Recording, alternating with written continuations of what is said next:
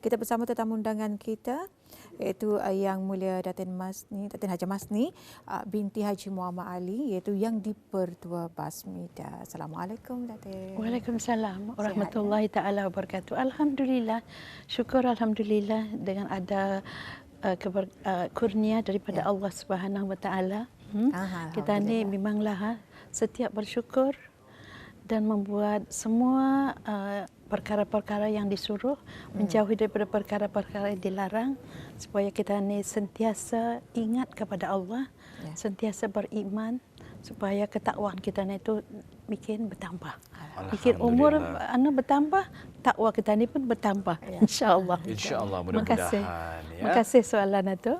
Baik, pertama sekali ribuan terima kasih kita ucapkan buat Datin Haji Masni terima di atas kasih. masa yang diluangkan pagi ini untuk bersama kita dalam ruangan wawancara bersama Basmida ya. Jadi kemarin cegah bersama negara bahagia ya. Khutbah Jumaat yang telah pun disampaikan di mimbar masjid ya, surau dan juga balai ibadah. Jadi di terakhir ruangan wawancara ini seperti apa yang disampaikan sebelumnya 26 Jun. 26 Jun. Besok ya. Besok, adalah Hari Antarabangsa menentang penyalahgunaan dadah dan pemerdagangan haram atau lebih dikenali secara ringkasnya sebagai Idaidat. Ida Diet we call it. Ida Diet. Diet. Yes, betul. Saya sendiri kurang mengetahui apa Ida di sebalik Ida Diet itu. Mungkin Pastinya. selepas ini boleh dikongsikan bersama kita ya. Dan mungkin boleh Datin juga mengongsikan secara ringkas mengenai dengan tajuk kita pagi ini. Silakan Datin. Terima kasih. Terlebih dahulu saya ingin mengucapkan ribuan terima kasih kepada pihak Rampai Pagi kerana sudi meluangkan masa atau menjemput Basmida untuk menerangkan mengenai dengan Ida Diet. We like to call it Ida Diet. Senang kan? International Day Against Drug Abuse and Illicit Trafficking. Yang mana ini adalah satu hari antarabangsa. Sometimes they call it HAB, Hari Antarabangsa, yang dideklarasikan oleh bangsa-bangsa bersatu. Yang sebenarnya hari ini, hari tahun 1987, ialah pertama sekali bangsa-bangsa bersatu mengadakan satu persidangan antarabangsa di Vienna. Jadi yang dianjurkan bersama oleh negara Malaysia. Jadi saya pada masa itu, sedikit a little bit of history, saya pada masa itu adalah ketua unit anti dadah di bawah Kementerian Kesihatan dan Pelajaran. Saya adalah responsible untuk membuat kajian-kajian makmal. Jadi saya ikut dalam persidangan ini, dan selepas itu, selepas 87, setiap tahun 26 of June diadakan memperingati conference itu. Dan lepas itu jadi dia Hari Antarabangsa menentang penyalahgunaan dadah dan pengedaran dadah. Tujuan utamanya ialah untuk membantu, memberi sokongan kepada bukan sahaja Persatuan Bangsa-Bangsa Bersatu, ahli-ahlinya, tetapi juga agensi-agensi dalam kerjaan, NGO, civil society dan individual yang membuat kegiatan-kegiatan anti dadah, dan para individual also, yang mana supaya mereka semua memahami akan isu penyalahgunaan dadah dan pengedaran dadah haram. Jadi when we talk about dadah ini boleh je dimaksudkan sebagai ubat-ubatan yang diprescribe oleh doktor untuk mengubati. Di luar negeri, sometimes kita ni melihat kedai drugstore. Bukan artinya diorang berjual drug tu. Sebabnya drug, narkotik sana adalah bahan-bahan yang dikawal melalui undang-undang antarabangsa dan undang-undang negara. Dan juga undang-undang agama. Ketani orang Islam ada juga mencegah daripada menyalahgunakan dadah. Jadi hari Ida Diet ini, kami selalunya Basmida yang ditubuhkan about 35 years ago, ditubuhkan khas untuk mengadakan atau menjalankan kegiatan-kegiatan untuk menandakan Ida Diet. Tapi selepas itu kami pun membuat, bukan saja setahun sekali membuat Ida Diet activity, tetapi kegiatan-kegiatan yang lain. Jadi kegiatan utama Basmida ialah apa yang digelar sebagai PDA, Preventive Drug Education, yang mana Basmidah membuatnya bukan saja melalui institusi keluarga, mengukuhkan institusi keluarga, dan fokus kami adalah kepada kanak-kanak, belia-belia, dan juga kepada mereka yang telah menjalani rawatan dan pemulihan yang kami galar sebagai rakan Basmidah. Jadi kami membuat kegiatan bukan saja kegiatan peraduan melukis, mengarang, tetapi juga melalui seni, lagu-lagu anti dada, lukisan-lukisan anti dada, pelakon-pelakon anti dada, puisi-puisi anti dada, dan juga banyak lagi yang tidak sempat disebutkan di sini, tapi tujuan utamanya ialah untuk meningkatkan kesedaran orang ramai mengenai dengan isu penyalahgunaan dada. Sebabnya isu ini kalau kanak-kanak atau belia-belia memahami, know the actual facts, know the facts yang betul-betul sekali. Apakah dia dadah? Kenapa ia itu menjadi ketagihan? Kenapa ia boleh merosakkan masa depan? Jadi kalau diorang ini kanak-kanak ini dan belia-belia ini berarti, insya-Allah dengan bimbingan ibu bapa, daripada pelajaran, daripada agensi-agensi kerjaan yang lain, BKN, Kementerian Hal Ehwal Agama dan sebagainya, insya-Allah belia-belia kita ini di negara Brunei Darussalam ini akan tidak terjebak dalam menyalahgunakan dada, apatah lagi mengidar dada. Yang mana ini adalah satu jenayah yang amat berat. Betul. Pengidaran dadah ini bukan saja diorang mengidar, menjual dadah, mensmuggle dadah, tetapi ada kaitannya dengan the smuggling of armed weapons, smuggling of human beings. Bukan saja kita ini bercakap macam dadah saja, tapi benda-benda yang haram, jenayah-jenayah yang menakutkan, yang akan mengakibatkan keamanan, kesejahteraan negara, keluarga, masyarakat dan negara. Jadi itulah yang saya ingin sampaikan mesej pada masa ini, dan dalam pada itu juga saya juga ingin menerangkan setiap tahun UNODC, yakni United Nations Office of Drugs and Crime di Vienna yang pernah kami lawati dan pernah kami Basmidah pun pernah menghadiri persidangan dan sebagainya. Di sana mereka setiap tahun mengedarkan atau memberitahu satu tema. Tema ini sejagat, boleh diikut ataupun mengikut kemahuan atau keperluan kehendak negara. Okey. Jadi pada masa ini saya lihat, if you look Google in the internet, United Nations sama UNODC pulang diorang berucap, UNODC berucap share facts on drugs save lives. Artinya kongsilah fahaman yang benar dan yang betul mengenai dengan penyalahgunaan dada untuk menyelamatkan jiwa. Jadi itu adalah tema daripada UNODC, tetapi daripada United Nations saya lihat di Google ia dalam bahasa Inggeris menyatakan addressing the drug challenges in health and humanitarian crisis. Memanglah pada masa ini kita ni banyaklah humanitarian crisis di negara-negara yang banyak konflik dan sebagainya. Tetapi kita ni mesti juga memikirkan apakah cabaran-cabaran untuk mengawal penyalahgunaan dada. Jadi sekarang boleh kita tanya ada soalan, sebabnya saya ingin bercerita mengenai satu faktor yang amat yang boleh melibatkan belia-belia kita ni. Jadi dalam bahasa Inggeris Melayu ialah menangani cabaran-cabaran dada dalam kesihatan dan krisis kemanusiaan. Itu adalah tema daripada agensi-agensi luar negeri. Jadi alhamdulillah, apakah kegiatan Basmidah mengenai dengan Ida Diet ini? Jadi alhamdulillah setiap tahun Basmidah akan membuat satu kegiatan, aktiviti untuk menandakan hari ini bukan sahaja melalui kegiatan-kegiatan keagamaan, tetapi juga untuk masyarakat.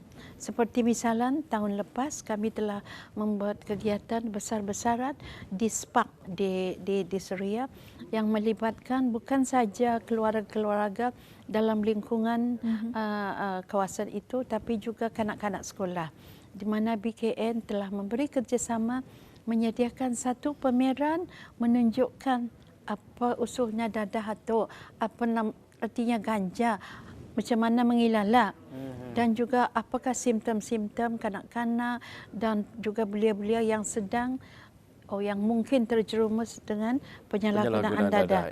Dan juga dalam pada itu Basmidah menyediakan kuis. Kuis anti dadah ini adalah tujuannya untuk mengetahui sekadar mana masyarakat kita ni tahu, but most of them tahulah mengenai dengan penyalahgunaan dadah. Sebabnya puncanya tu banyak. But then kita ni boleh cakap puncanya banyak penyalahgunaan dadah. Tapi memanglah there is no excuse. We cannot menerima apapun puncanya, boleh ada mengatasinya. Ada cara-cara mengatasinya. Jadi macam khutbah tahun lepas Ida Daid, khutbah Jumaat ada menyatakan punca-punca penyalahgunaan dada. Ya, yang sering saya dengarkan ingin mencuba adalah satu, yes. Ada yang masalah keluarga, masalah kewangan. Yes, betul. Dan juga barangkali yang very very important, diorang ni patutnya mestilah kita ni menyediakan satu saluran untuk mereka menerima counselling. Counselling secara secret. Tapi saya percaya sudah dibuat oleh agensi-agensi kerjaan. Maksudnya macam mana tu, Datin? Counselling ni diorang ada masalah keuangan, masalah peribadi. Kalau boleh, bis diorang ni boleh bercakap. Bukan saja bercakap dengan Allah melalui sembahyang, tetapi bercakap dengan kawan-kawan yang baik-baik, ibu bapa yang baik-baik, guru-guru dan counselors yang boleh membantu mereka ini balik ke jalan yang betul, yang baik. Jadi ini adalah saya rasa sudah dibuat. Persatuan Basmidah setakat ini kami mampu menjalankan kegiatan-kegiatan atau pameran-pameran anti dadah, memaklumkan orang ramai dan belia-belia apa artinya dadah, kenapa ia mesti dijaga, cegah dan sebagainya. Kami membuatkan kuis, kami menyuluh kanak-kanak melukis untuk meningkatkan pengetahuan, bukan saja di institusi sekolah seperti sekolah yayasan pernah diadakan, tapi juga di keluarga. Jadi itu adalah satu aktiviti yang akan dijalankan pada 15 Julai ini kami akan melancarkan satu peraduan melukis keluarga bahagia yang dihaskan untuk kanak-kanak, yang mana kanak-kanak ini bolehlah dibantu oleh ibu bapanya supaya ada komunikasi yang baik mengenai dengan apa artinya keluarga bahagia, apa artinya keluarga sakinah, mawaddah dan rahmah. Apakah peranan ibu bapa dalam mengukuhkan institusi keluarga, bukan saja untuk menyalahgunakan, bukan saja untuk mencegah penyalahgunaan dadah, tetapi untuk memberi mereka akhlak-akhlak yang baik, akhlak-akhlak yang agama, mengikut semua suruhan daripada Allah dan menjauhi daripada semua larangan. Jadi dalam pada itu minta maaf. Satu lagi perkara yang ingin saya nyatakan mengenai dengan kegiatan Basmidah menandakan Hari Ida Daid pada tahun ini, bukan saja ikut serta dalam Jaya Raya yang Tuan tadi ada nyatakan, yang akan dianjurkan, yang akan dianjurkan oleh BKN di Padang besok, Padang Sultan Omar Ali, di mana Basmidah bukan saja mempamerkan bahan-bahan rujukan, tetapi juga akan mengedarkan buku-buku kecil yang mana topik-topiknya ini adalah berkaitan dengan penerapan nilai-nilai murni dalam keluarga, dalam masyarakat, bukan saja untuk kanak-kanak tetapi untuk rakan-rakan Basmidah. Jadi tadi Datin ada mengatakan rakan Basmidah dan juga berhubung kait dengan adanya kaunseling. Jadi bagaimana pengamatan daripada Datin sendiri mengenai dengan rakan Basmidah ini? Selalunya yang terdapat di negara kita. Apakah yang menjadikan isu kepada mereka yang terjerumus dengan penyalahgunaan dadah? Pertama soalan kita penglibatan mereka dalam kegiatan Basmidah. Yang sebenarnya kalau akan dikira banyak bilangan mereka-mereka yang telah menamatkan rawatan dan pemulihan. Siapa yang menyambut mereka to make sure mereka itu tidak terjebak dengan penyalahgunaan dadah, memberi mereka pekerjaan, memberi kita kaunseling, itu semua adalah kerja-kerja resmi. Jadi Basmidah sedaya upaya kami menjemput mereka ini, lelaki dan perempuan yang kami galakkan Basmidah ikut serta dalam kegiatan-kegiatan Basmidah, terutama sekali dalam kegiatan-kegiatan keagamaan. Jadi pada pada 1 Julai Basmidah akan mengadakan khatam Al-Quran yang melibatkan 50 lebih ahli-ahli Basmidah dan rakan-rakan Basmidah. Rakan-rakan Basmidah ini terdiri daripada ibu, adik, daripada mereka yang pernah terjumus dalam menyalahgunakan dadah. Kami memperlawa mereka ikut serta. We welcome them supaya mereka merasai tidak terasing. Mereka ini adalah sebahagian daripada masyarakat. We accept them. Semua orang pernah membuat dosa. Tapi kalau ada cara-caranya bertaubat, beristighfar, counseling, membuat kerja-kerja kebajikan, membuat semua suruhan-suruhan Allah, insya-Allah mereka ini boleh dikembalikan kepada kepangkuan masyarakat. Jadi itulah apa yang Basmidah telah buat, menjemput mereka dalam kegiatan dan menerangkan mereka, dan juga kami juga memberi mereka bersama-sama dengan ahli jawatankuasa ikut mengikuti ceramah-ceramah yang khas daripada Pusat Dakwah Islamiah, seperti kursus-kursus menghalusi bacaan Al-Quran, seperti tasawuf, untuk meningkatkan lagi kepribadian mereka untuk menjauhi penyalahgunaan dadah, yang mana kami harapkan mereka ini bolehlah melaratkan pelajaran-pelajaran yang mereka pelajari kepada ahli keluarga mereka. Jadi itulah sebahagian daripada apa yang Basmidah telah buat, dan kos buku-buku kecil, buku-buku rujukan kami beri kepada mereka untuk mereka sentiasa mengingati. Kalau kita ni mengingati Allah, sentiasa berzikir, apa zikir setiap hari, ani, insya-Allah mereka akan menjauhi daripada membuat perkara-perkara yang mungkar, yang jahat, yang berdosa, dan sentiasa kalau ingat kepada Allah, mengerjakan sembahyang salat. Sembahyang itu adalah menjadi benteng ataupun utap kita ni daripada penyalahgunaan dadah ini tadi ya.